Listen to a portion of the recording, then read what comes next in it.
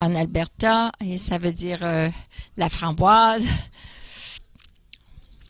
parce que j'aimais pas que les gens vont déchiqueter mon nom, alors j'aime mieux Raz.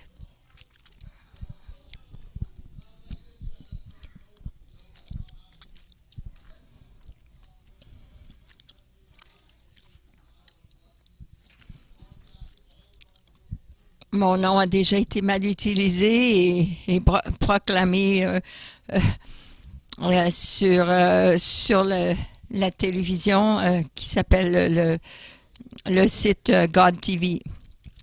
Mais je suis heureux d'être ici au Québec. J'aimerais vous inviter ce soir à un service qu'on va faire ce soir. 3609 qui s'appelle Le Studio sur Tachereau. On va prier pour les malades et ça va être excitant. Alors, on vous invite à être là présent. La soirée d'ouverture, on a eu quelqu'un qui est venu avec une botte chirurgicale. Elle avait eu des chirurgies séparément. Et quand elle est entrée dans l'immeuble, elle disait qu'elle ne comprenait pas pourquoi Dieu ne l'avait pas guérie. Après 2 services, elle se demandait comment ça se fait. Elle avait beaucoup de mal. Mais pendant l'adoration, Dieu a guéri sa cheville et là, elle s'est mise à marcher sans problème. J'aime comment Dieu ne dépend pas de nous pour faire quelque chose, mais lorsqu'il y a l'onction et le feu dans l'atmosphère, Dieu peut faire des choses extraordinaires. Je crois que cet après-midi, Dieu vous donne une impartation. Je suis dans la culture de la moisson et je suis évangéliste et j'aime moissonner les âmes. L'année passée, je me suis mariée en 2017 et ça fait 1 an que je suis mariée. Alors, j'aime enseigner aux gens comment c'est simple et facile d'évangéliser les gens. Mais vous savez, pour quelle que soit la raison dans l'Église, on complique les choses. Et les gens ne veulent pas être sauvés, mais on veut les persuader, les convaincre de comment les sauver. Et une fois, Dieu m'a dit, Jean, arrête d'enseigner des méthodes. Parce que lorsque tu leur enseignes des méthodes, tu leur montres comment me rencontrer d'une mauvaise façon. Ils sont tellement focusés sur la méthode, donc ils ne dépendent plus du Saint-Esprit. On a des méthodes d'évangélisation qu'on aime enseigner parce que on veut montrer cela. Mais Dieu ne nous appelle pas à être confortables. C'est pour ça que le Saint-Esprit est appelé le consolateur. Pourquoi est-ce que vous avez besoin d'un consolateur? Parce que vous n'êtes pas confortable. Dieu nous met dans des situations, nous permet d'être dans des situations où on doit dépendre de lui. On doit apprendre à être dans la foi. Et lorsque ça vient à l'endroit où gagner des âmes, c'est facile de tomber dans des méthodes. Mais c'est mieux de dépendre du Saint-Esprit. Avant d'aller plus loin, j'aimerais vous parler de ces cartes que vous pouvez télécharger. Vous avez juste à entrer le code qui est sur la carte et vous pouvez avoir des télécharges de plusieurs messages sur un MP3. L'école de délivrance.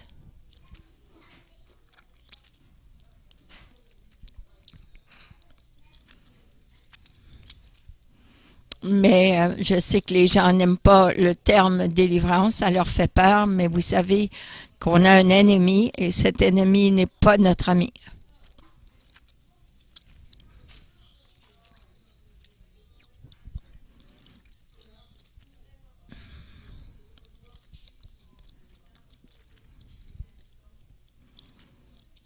On va changer ce nom et ça s'appelle l'École de liberté.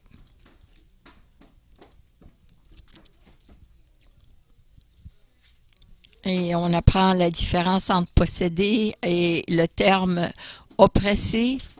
Et c'est la meilleure façon que je peux décrire la délivrance. Et est-ce que vous devez jeûner 40 jours? Est-ce que vous avez besoin de lier ou délier? Moi, j'aime apprendre, j'aime enseigner la délivrance, mais simplement. Combien d'entre vous savez que Jésus a acheté l'humanité avec un prix? Passé, présent, futur, ils ont été rachetés avec le sang de Jésus. Si ils ne reçoivent pas leur délivrance, eh bien, c'est parce qu'ils n'ont pas compris le prix que Jésus a payé pour eux, avec son sang. Combien d'entre vous aimez Pasteur Dave?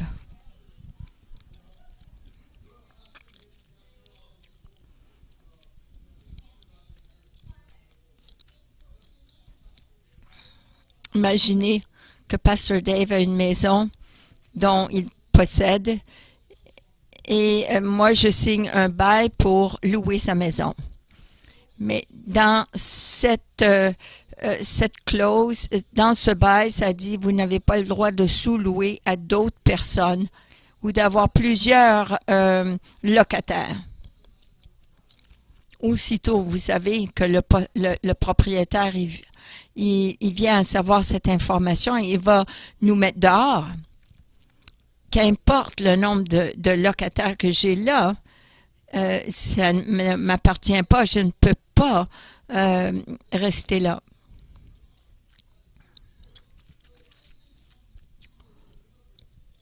Et la même chose, c'est de même avec la délivrance.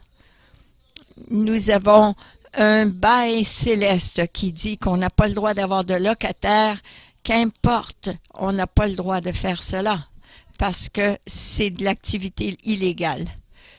Nous avons des droits de chasser toute autre chose que l'activité du royaume. Et après le service, alors nous allons avoir cela disponible pour vous.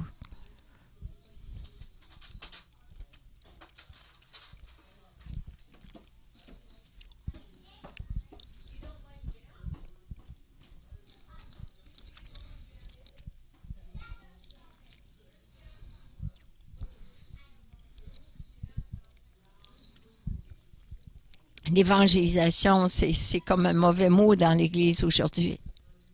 C'est comme une réunion prière. Mais vous savez qu'on a une idée préconçue de ce que c'est l'évangélisation.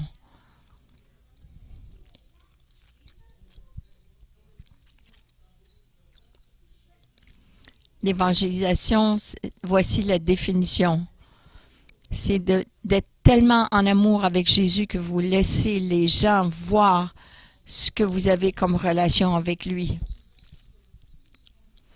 Et ça devient facile à faire.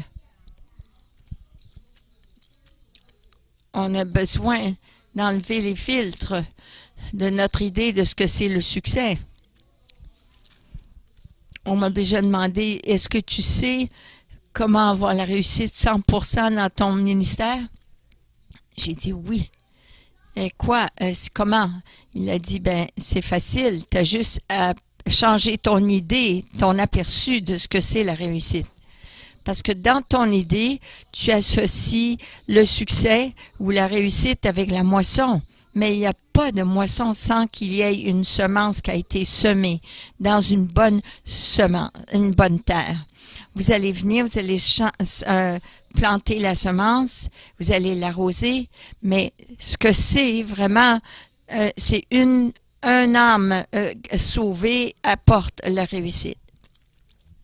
Et le Seigneur dit que sa parole ne retournera pas sans avoir eu l'effet qu'il veut. Alors, si on peut aller vers quelqu'un, leur parler de la bonté de Dieu, prier pour eux et faire ce qu'on a à faire, que Dieu nous dit de faire, et on part, on sait qu'on l'a fait avec fidélité et on a touché la vie de cet individu, eh bien, on a réussi dans notre tâche. Mais demandez-vous la question, si vous vous demandez la question, ben, qu'est-ce qui arrive si rien n'arrive? Vous savez, le diable, il va souffleter à votre oreille pour vous dire « Ah, tu as péché, tu as regardé ce film-là que tu n'aurais dû pas regarder, ou aller sur ce site web que tu n'aurais dû pas faire, ou tu as crié après tes enfants. » L'ennemi aime tourner ces phrases et ces choses et nous amener la condamnation. Et là, il dit « Ah, qu'est-ce qui arrive s'il n'y a rien qui arrive? » Parce que là, ça nous concerne. Et là, on commence à penser qu'est-ce qu'on a fait. J'ai arrêté de me poser cette question. Qu'est-ce qui arrive si quelque chose arrive? Qu'est-ce qui arrive si, est-ce que j'ai le temps d'amener le réveil à Walmart ou à l'épicerie? Je peux pas aller au Walmart et pas voir un miracle. Parce que j'ai décidé dans mon cœur de voir quelque chose qui arrive. Puis je demande à Dieu, Seigneur, qui est prêt à recevoir son miracle? Qui est prêt? Et je cherche ces individus. Et là, le salut me suit partout. Simplement parce que j'ai appris à dépendre de Dieu, m'enlever la pression des épaules, le mettre sur lui, là où ça appartient, et là, permettre à Dieu de me diriger avec sa paix. On a besoin de se retirer de cette pression. Et là, c'est beaucoup plus facile d'être une lumière dans les ténèbres. Parfois, on regarde l'intérieur, et puis là, on commence à avoir la crainte. Mais lorsqu'on opère par la crainte, on est dans le mode de préservation de soi-même. Regardez dans Matthieu chapitre 5, si vous avez votre Bible avec vous. Matthieu chapitre 5.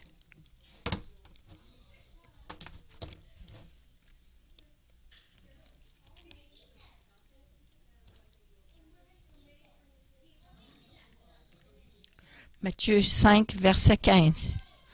Non, on va regarder verset 13.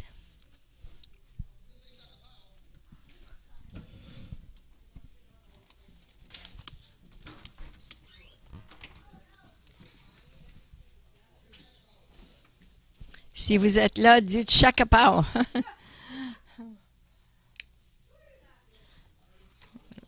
J'en sois pas trop.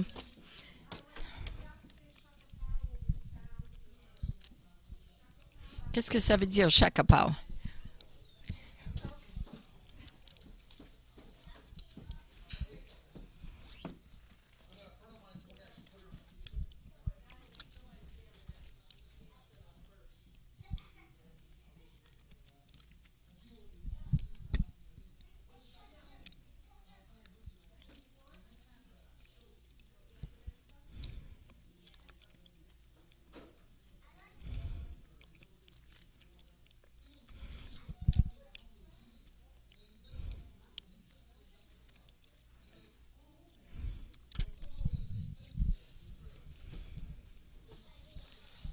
Matthieu chapitre 5 et verset 13. Ça dit, vous êtes le sel de la terre, mais si le sel a perdu sa saveur, comment est-ce qu'elle peut donner du goût? Alors, il ne sert plus à rien. On le jette dehors et les gens marchent dessus. Où est-ce qu'il appartient, le diable? Sous nos pieds. Mais Jésus nous dit, si nous perdons notre saveur, si on perd notre goût ou notre habilité de préserver, alors on sert à rien que d'être marché dessus. Alors, il faut qu'on ait le focus soit sur les gens qui sont perdus, apporter une parole d'encouragement ou ce que le Seigneur nous donne à leur donner.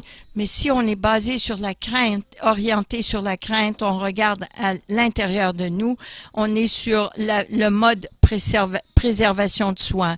Et là, on est à le même endroit où le diable devrait être. Mais dans la parole, ça dit l'amour parfait chasse toute crainte. Et lorsqu'on on comprend l'amour parfait, ça devient facile à partager l'Évangile parce qu'on n'a pas cette crainte en nous. Si on opère par la crainte, c'est qu'on n'a pas compris la bonté de Dieu.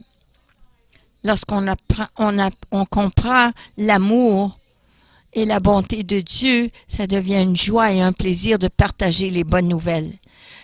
Combien d'entre vous vont aller vous acheter une paire de chaussures, vous avez trouvé un rabais, vous êtes bien excité parce que vous avez une bénédiction dans votre vie.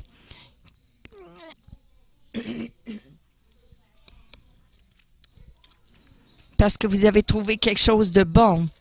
Lorsqu'on trouve la bonté de Dieu, c'est de cette façon, ça devient un plaisir et une joie de partager la bonté de Dieu.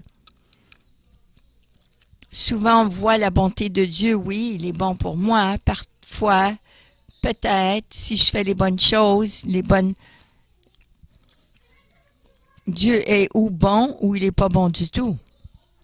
Il est ou 100% bon dans tous les aspects de la vie ou il n'est pas bon du tout. Voici un exemple. Si je cuisais des brownies avec un verre de lait, peut-être des croissants.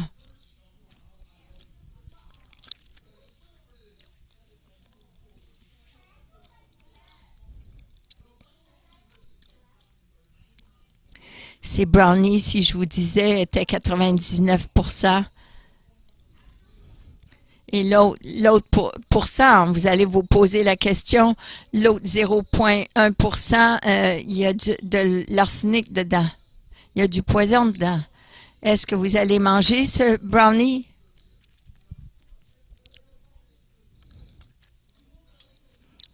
Vous n'allez pas prendre ce brownie parce que vous savez qu'il y a du poison dans l'autre pourcentage et vous savez que ça rend les brownies qui n'est pas bon du tout. Ou bien Dieu est bon ou il n'est pas bon du tout. Alors, on a besoin de trouver notre expression d'évangélisme.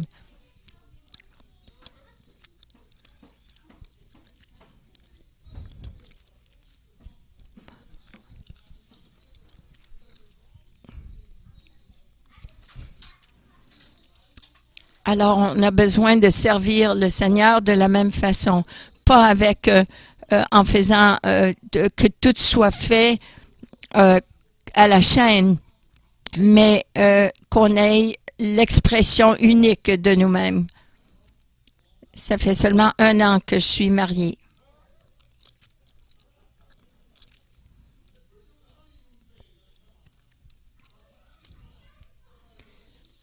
Combien d'entre vous savez que la relation que j'ai avec mon épouse est remplie d'amour, de compassion. Comment nous avons notre relation l'un avec l'autre est différente d'un couple à l'autre. Parce que, mais oui, la fondation est la même, elle est remplie d'amour. Mais la façon que c'est la même chose, si ce que vous avez comme relation avec Dieu, c'est pareil.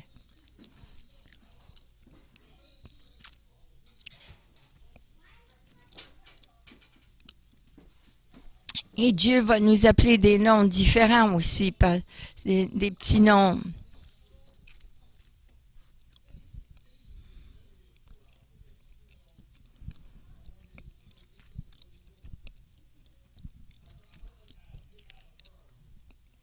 Et un jour, c'est ça, j'étais en train de faire de la délivrance et puis j'étais en train de...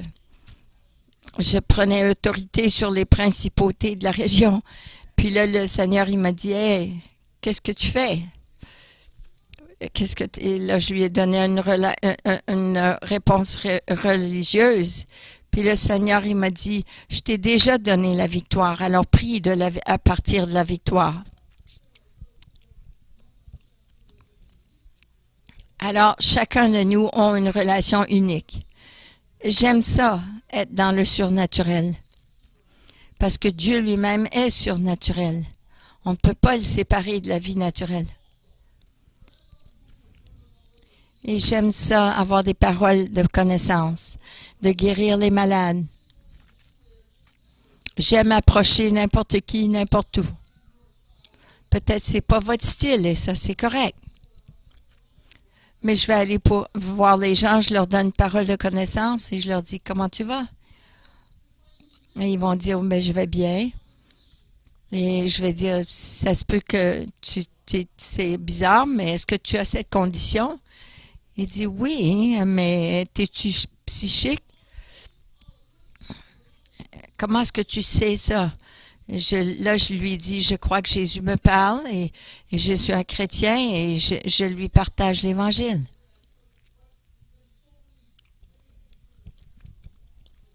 Mais vous pouvez le faire d'une façon unique. Et j'ai un ami qui joue la guitare et qui prophétise pendant qu'il joue la guitare. Est-ce que tu peux faire ça? Je lui ai dit, sur une plage.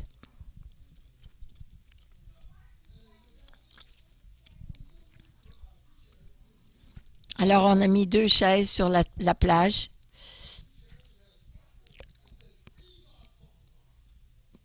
Puis là, on avait mis une pancarte qui disait des chants gratuits de Dieu. Puis là, j'ai trouvé quelqu'un sur la plage et j'ai dit, as-tu déjà eu un chant de Dieu, mais gratuit? Tu sais pas ce que c'est, un chant de Dieu? Il faut que tu viennes avec moi. Puis là, je l'ai amené, je l'ai assis sur la chaise. Puis là, j'ai dit, lui, il va chanter puis il va prophétiser sur ta vie. Puis là, je ramenais une autre personne. Puis là, il est venu à une expérience de goûter la bonté de Dieu.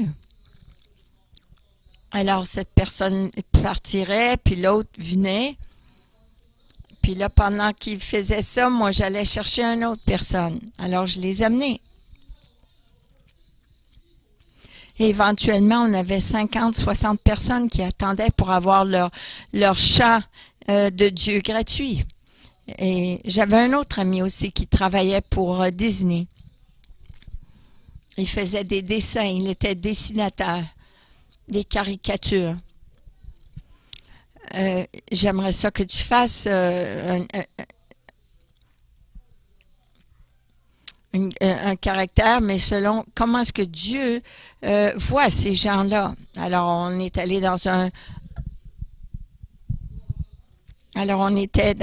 parc, on était assis sur les chaises, puis là, on invitait les gens à venir pour recevoir une caricature, un beau dessin de leur destinée. Et puis là, il faisait un dessin.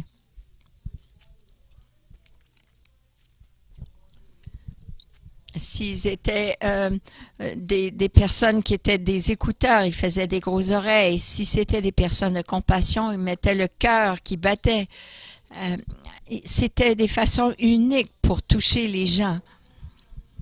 Je me rappelle lorsque j'étais à l'école secondaire, le Seigneur il m'a dit, je veux que tu ailles acheter un unicycle, un vélo, mais un vélopède, là, tu sais, juste une roue. Puis là, il a fallu que j'apprenne à faire pendant des heures, à conduire, à essayer de conduire ce vélo. Alors là, j'étais pas content avec Dieu. Puis j'ai dit, j'ai gaspillé mon argent avec. Tu m'as dit d'acheter ça, mais je suis pas capable de le conduire. Tu as appris tu veux l'apprendre, est-ce que tu m'as demandé de t'apprendre? Alors j'ai dit, Saint-Esprit, montre-moi comment conduire ce bicycle stupide. Puis là, je suis descendue, puis je suis revenue. Et je suis revenue chez mes parents, dans leur stationnement. Puis là, je l'ai conduit directement en ville. Puis les gens me demandaient, comment est-ce que tu as appris? Mais là, laisse-moi te dire, Dieu m'a dit. J'ai demandé à Jésus comment conduire un vélopède. Et puis, si tu lui demandes de t'enseigner, il va le faire. Alors, les gens ont prié ensemble. Puis, les gens se mettaient sur le vélopède, puis ils ont appris à conduire le vélopède.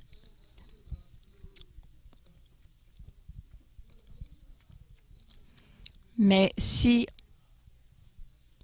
on a l'audace de croire Dieu pour des choses extraordinaires, il fera des choses extraordinaires. Et si vous demandez au Saint-Esprit qui vous démontre comment vous exprimer uniquement et exprimer l'Évangile par votre façon à vous, votre caractère à vous, pas être moulé d'une méthode ou une formule ou un style, mais de permettre au Saint-Esprit de vous diriger. Ce que j'aime, c'est témoigner aux gens dans un avion. Parce qu'ils ne peuvent aller nulle part. Alors, j'ai commencé lorsque je marchais l'avion. Alors là, je disais que c'était l'avion de réveil.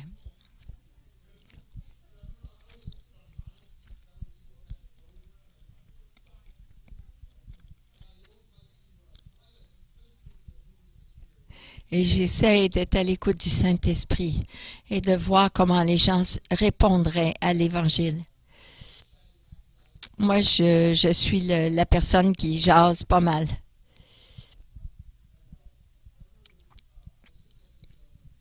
J'étais assis près de cet homme et j'aime leur demander qu'est-ce qu'ils font dans la vie. Parce que j'aime ça qu'ils me demandent la même chose pour que j'aie l'occasion d'ouvrir la porte pour leur parler de l'Évangile. Mais là, cet homme-là, j'avais l'impression que cet homme aimait les films d'horreur. Alors, je lui ai demandé, qu'est-ce que vous aimez? Qu'est-ce que vous faites pour la vie comme profession?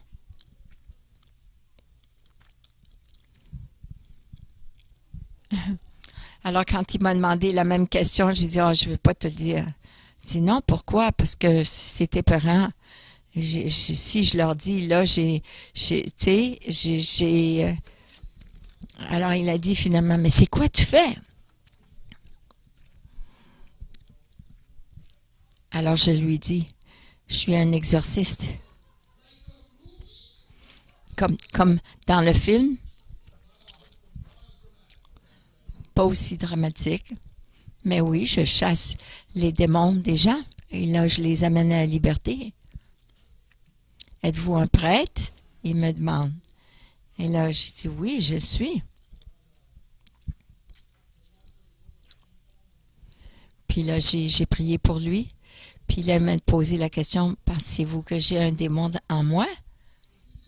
J'ai dit, ben, peux-tu le sortir?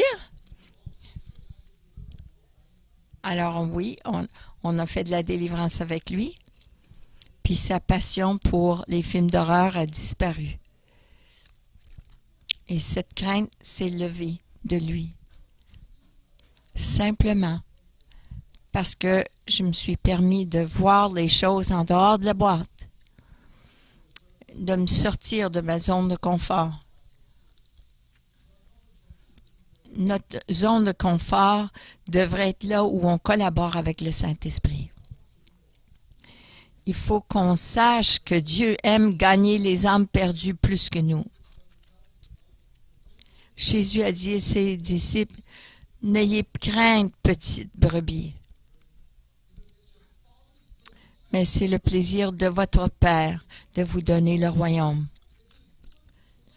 C'est son plaisir de vous donner le royaume de Dieu. Alors Dieu veut guérir les malades plus que vous.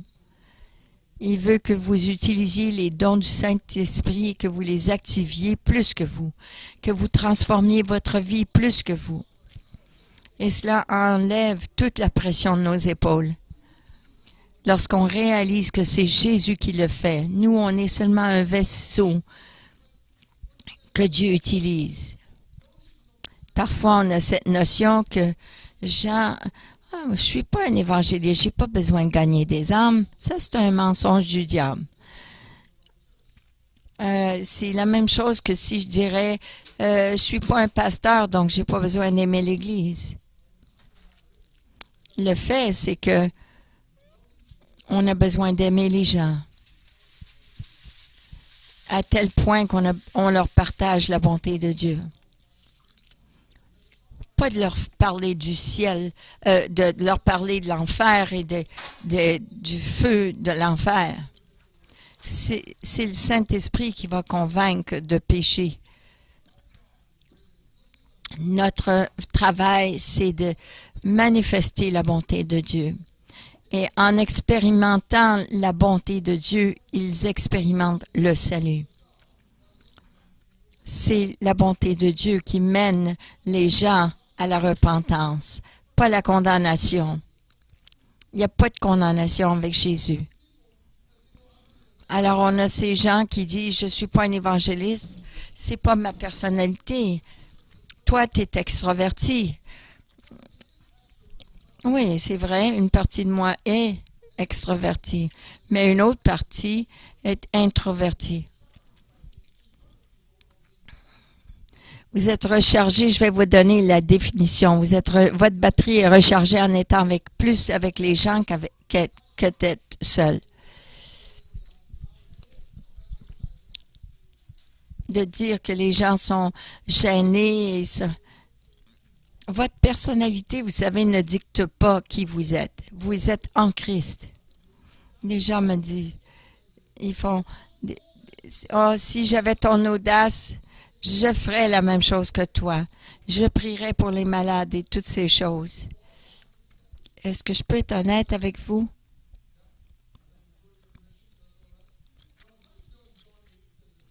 Dans Jean 8, ça dit, la vérité vous rendra libre.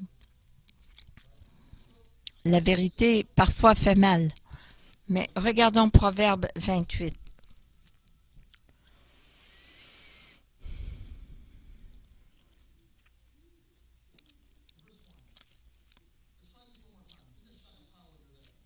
Donnez-moi un chaque à part quand vous serez là.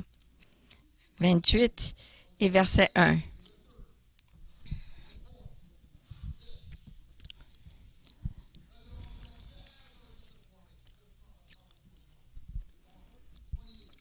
Proverbe 28, 1. Ça dit ceci. Ça dit, celui qui agit mal fuit, même si personne ne le poursuit. Mais celui qui agit bien est aussi sûr de lui qu'un jeune lion. Il est aussi sûr de lui qu'un jeune lion. Qui est le juste? Qui est celui qui agit bien? C'est nous. Ça dit dans la parole que lui qui est devenu péché pour nous afin qu'on devienne justice de Dieu. Alors, si on sait notre identité en Christ, alors l'audace devient une partie de qui nous sommes. Les filles de Dieu, dans notre identité, nous remplit d'audace, qui est un sous-produit de la justice de Dieu. Parce que le mal, celui qui agit mal, il fuit même si personne ne le poursuit. Alors, tu vois, si le Saint-Esprit te dit, tu vois cette personne avec des béquilles, je veux que tu ailles prier pour lui. Et facilement, on fuit. Ce qu'on fait, c'est on agit et on exprime notre chair. On exprime moins notre identité parce que ceux qui sont audacieux, comme le lion, sont ceux qui sont en Christ. Et la seule façon que vous pouvez devenir comme ça, c'est de se rapprocher de Jésus. Vous savez, Jean 15 dit, si vous demeurez en lui, sa parole demeure en vous, on met l'emphase sur le fruit, mais je crois que Jésus, ce qu'il essaye de nous montrer, c'est l'identité du chrétien, de celui qui demeure en lui. Vous êtes les branches, je suis le vigneron, celui qui demeure en moi et porte beaucoup de fruits. Et sans moi, vous ne pouvez rien faire. Si vous demeurez en moi et moi en vous, si vous demeurez en moi. Parfois, nous voulons demeurer en lui, mais on oublie que lui aussi doit demeurer en nous. C'est une communication à deux sens, une intimité. Si vous demeurez en Jésus et il demeure en vous, comment est-il possible? Prenons une boîte et vous mettez quelque chose dans cette boîte. Cet objet est dans cette boîte. Maintenant, mettez cette boîte.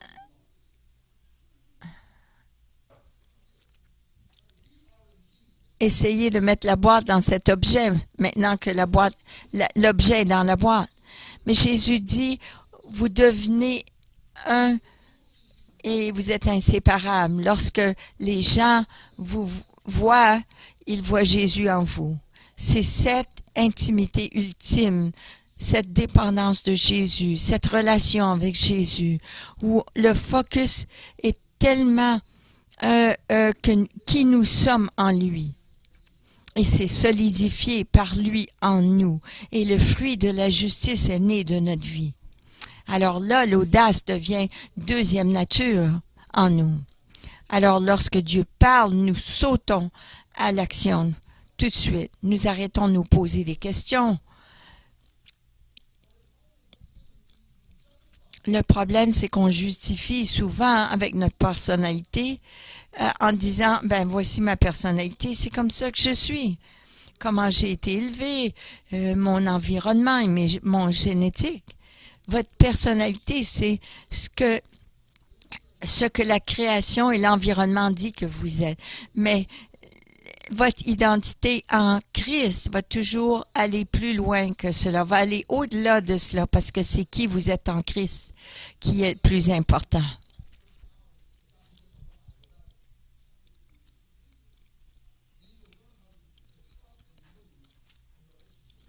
Nous avons besoin d'apprendre à faire confiance et d'agir avec notre relation en Jésus.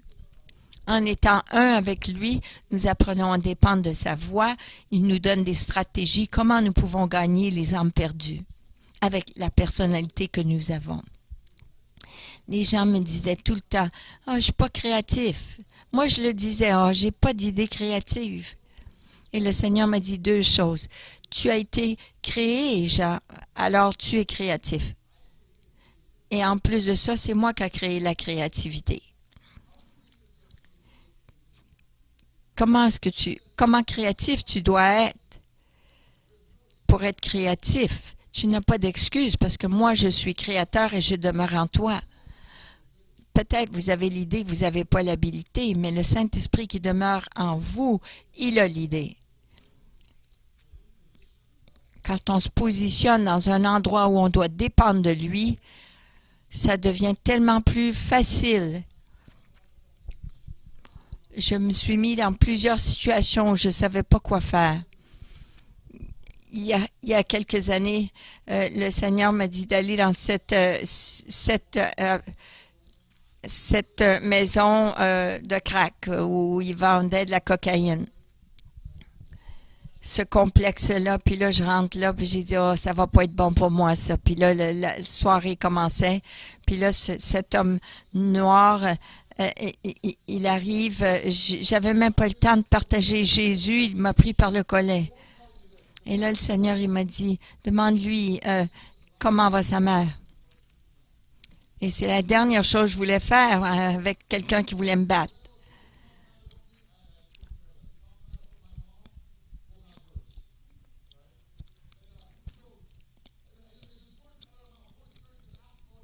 Alors, le Saint-Esprit me dit, ben, demande par rapport à sa mère.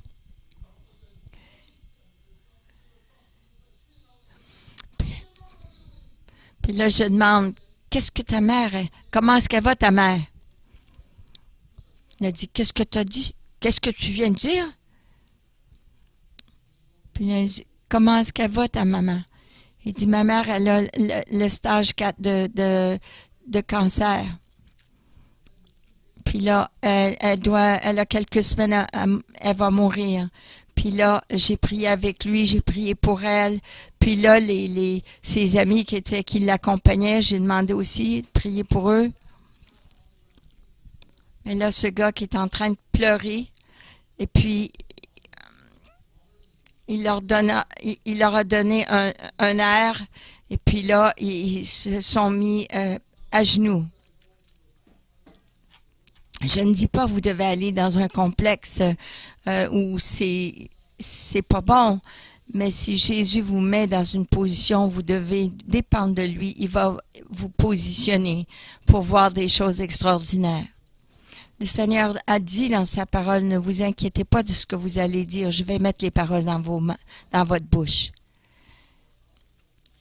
Vous n'avez pas besoin d'un script pour dire ce que vous allez dire.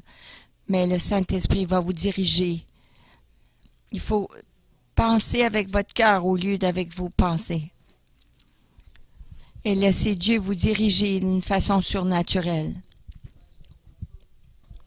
Je me rappelle une fois que j'étais en Afrique et je prêchais. Et j'ai dit, amenez-moi les sourds, les muets, et amenez-moi les morts. Et si ils ne sont pas guéris, je suis un faux prophète. Puis là, j'ai dit, mais pourquoi j'avais dit ça? Mais pour vous dire une histoire courte, oui, c'est exactement ça qui est arrivé. Les gens ont été guéris, les sourds, les aveugles. Et si vous avez l'audace de croire et faire confiance à Dieu, Dieu va vous amener dans des choses extraordinaires. La question est maintenant, est-ce que vous pouvez simplement faire confiance à Jésus? J'aimerais prier avec vous, vous donner des paroles de connaissance, mais il y a deux choses. J'aimerais terminer avec cela. Le salut global n'est pas aussi difficile que vous pensez. Ça peut arriver avec une personne pour une génération. Un individu qui gagne une âme, il l'amène et le disciple. Là, vous en avez deux. Et ces deux continuent à faire la même chose. Vous en avez quatre. Ensuite, ils font la même chose. Et ça multiplie.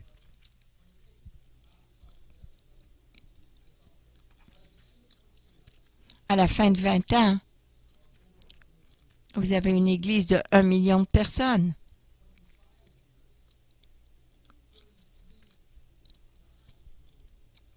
Et à la fin de 25 ans, vous avez 33 millions et demi.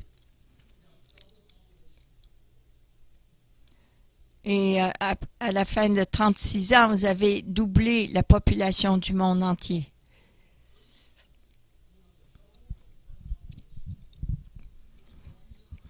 Alors, en une génération, en commençant avec un individu, on peut voir le monde complètement transformé par Jésus.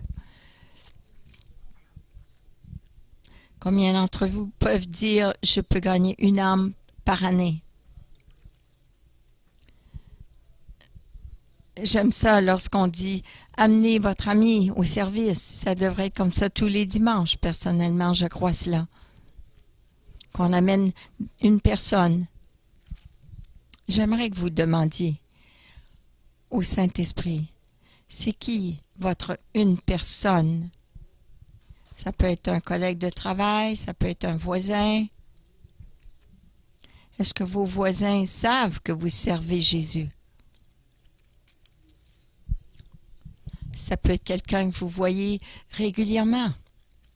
J'aimerais que vous demandiez au Saint-Esprit, qui est cette personne avec qui je peux être intentionnellement partager l'Évangile?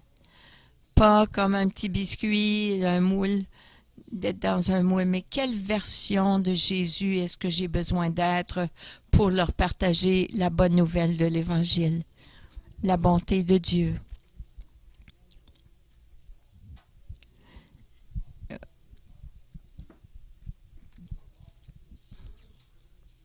Partagez la version de Jésus que vous avez besoin d'être Parce que Paul a dit, je suis tout pour tous. Je suis un grec avec les Grecs, un juif avec les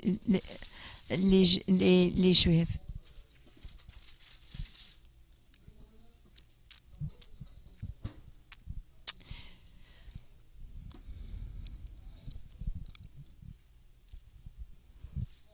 Mais Paul,